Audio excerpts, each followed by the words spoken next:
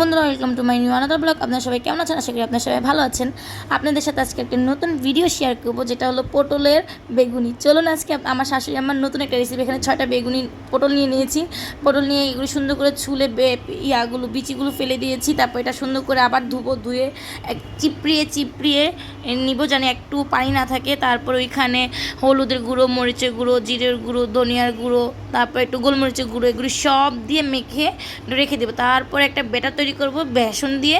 সেখানে বেসন, আদা রসুনের পেস্ট, তারপর হলুদ, মরিচ, ধনিয়ার গুঁড়া, এগুলো সব দেবো, দিয়ে রেখে দেবো। তারপর আমি দেখাচ্ছি কেমন পাতলা হতে হয়। তারপর এখানে আমি আবার একটা নতুন টেকনিক শিখেছি, যেটা হলো আলু কীভাবে ছুলতে হয়।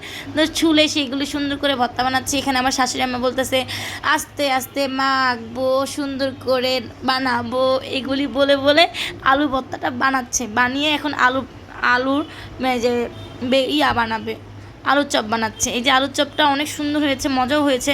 এইভাবে আলুর চপটা বানালে আমার কাছে অনেক পার্সোনালি ভালো লাগে। এখন জানি না কার কাছে কেমন লাগে। এই যে আমার আলুর চপ হয়ে গেছে।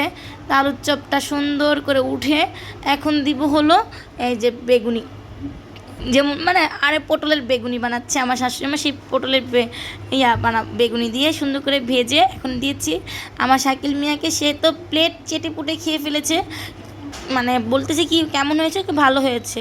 আমি প্লেট তাকাইতে দেখি সে সব খেয়ে ফেললো। আমাকে একটু সাধলো না যে তুমি একটু খাবে, সেটাও তো বললোই না। তো থাক, সমস্যা নেই। যাক, আজকে এই পর্যন্তই। আপনার সবাই ভালো থাকবেন, আর আমার রেসিপিটা ভালো লাগলে আমাকে জানাবেন। আল্লাহ হাফেজ।